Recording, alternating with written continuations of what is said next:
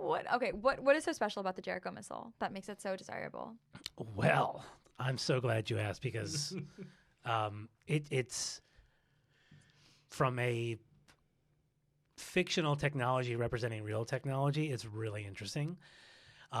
So then, and this is where we're going to have to not go too far down this rabbit hole, but in nuclear warfare, one of the major which thank God, Yahweh, whoever you want to thank, has never come to pass.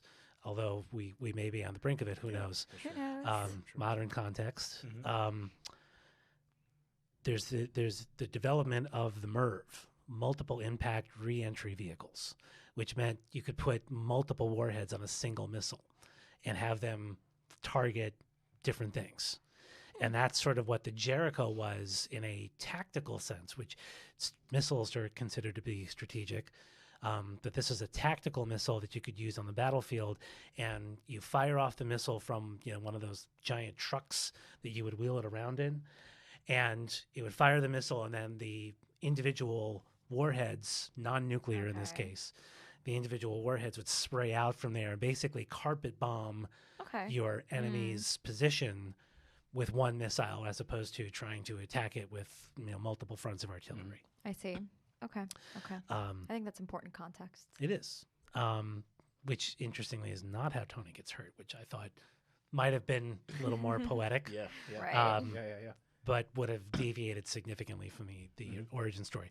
Anyway, so now that we have 1963, Tony Stark in his situation, not yet Iron Man, 2008, Tony Stark in his situation, and let's compare and contrast before we get into episode 3, where we talk about requirements of how Tony would actually go about solving this business problem. So the core problem, Tony needs to live. He's got shrapnel eating away at his heart in both versions. In 1963, he's got this fellow scientist that he looks up to who's going to help him, who devises the original electromagnet to keep the shrapnel from getting into his heart. In 2008, he's got another person named the same thing, but who doesn't have the same credentials, but kind of accomplishes the same thing, builds a battery uses a car battery to power the electromagnet to keep the shrapnel from getting to Tony's heart. And he's got a warlord in both cases who says, go build me a weapon. The differences are, one, in 1963, Tony Stark, he's there for patriotic purposes, which is going to affect his general approach in my mind, because he's not just getting himself out of the situation and surviving. He's also saying, I want to put down this enemy of the U.S. when I escape. And in the book, they actually show Tony going about humiliating Wong Chu, not just defeating him, but making him seem smaller in the eyes of the people that he controls. Whereas in 2008, Tony's there just as a salesman and is really about getting himself out until the 2008 Yin Sen says, by the way, your missiles actually kill people. You understood that, right? And Tony has a change of heart. And so he's gets himself out, but he also understands that at some point, I'm going to have to go back and make this right, which he does later when he builds the second version of the Iron Man armor, which we'll get into in episode 6 and 7, teaser. The other important difference to me is Tony has, in 2008, to build software to go with his suit, because in 1963, again, we just didn't have the concept of software like that.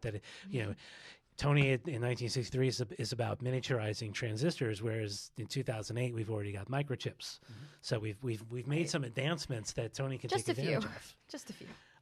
So that's another part of the scope that's very different in 2008. It's got to build software. So what's interesting? Like in a weird, I don't even know if it's devil's advocate, but like in a weird twist, right? So Mephisto's advocate? Oh, I see what you did there. Thank you. I respect it. So, the man, in both cases, the man has shrapnel in his heart, right?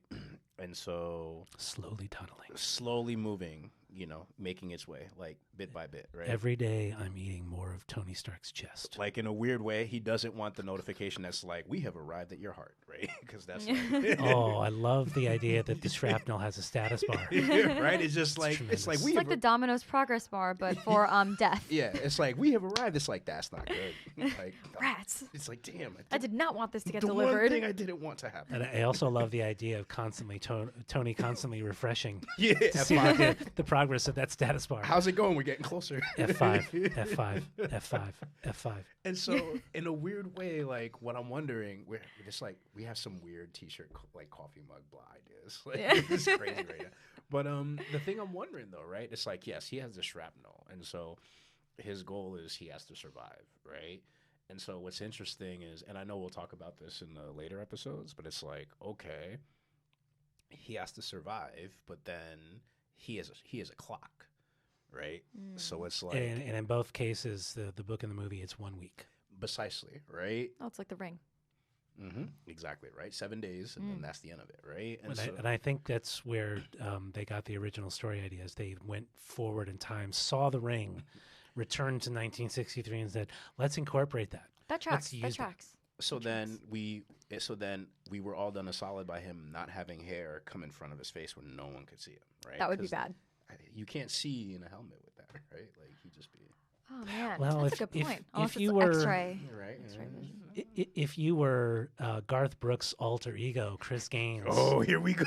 I was waiting for the drop. that's an important part of the bonus content. They're not ready for it. They're not ready for Well, it. Unless they're subscribers, then they are ready for Yeah. it. Subscribe. and strongly endorse going back to that test recording that we did earlier. But yeah. But so, Carl, I love that you're always that extra step ahead of us because episode 3 is going to be all about requirements. That's it. Now that we've talked about the project scope, we need to survive. Fundamental business problem Tony needs to solve is I need to live. Yep. And from that problem, all of the other requirements shall follow. Zaheen, any last thoughts on Iron Man project scope before we talk about requirements? Yeah, I just think that the differences are really interesting, and I think that we'll really need to dig into those differences as we start thinking about requirements. So I'm excited to do it. If I haven't said this before, she gets it. She gets it. You know what? We all get it. We all get it. Spiritually, I shed a tear. Until I see that physical tear, I do not believe it. Okay, that's why I'm spiritual. I am the title of a Clint Eastwood movie. Play Misty for me. You know what? I didn't even know about that one. Yeah, it's an interesting, but we'll wrap up. But that's homework for those of you in the audience that haven't seen it, because that's an early '70s movie that's about a woman stalking a popular radio personality. What? Yeah.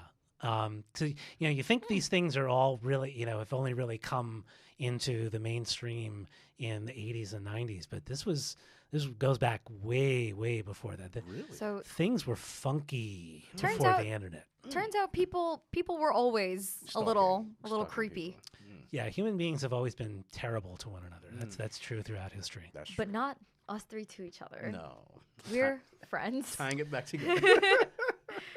And before I close, I just have to mention that when I said I am the title of a Clint Eastwood movie, I felt like I was Edward Norton's character in Fight Club. I see what you did there. Yeah. Yep. I am Jack's lack of complete other surprise. What a great way to end episode 2. Yeah. Episode 3, requirements. We're going to get into why is Tony building the Iron Man armor, but what does he need to include in the Iron Man armor to solve the particular problem that he's faced with. Getting into some specifics. Yep. And I hope you'll join us. Same bat time. Same bat channel. I got it. See ya. You see, you got it. Got it this Told time. you. Bye.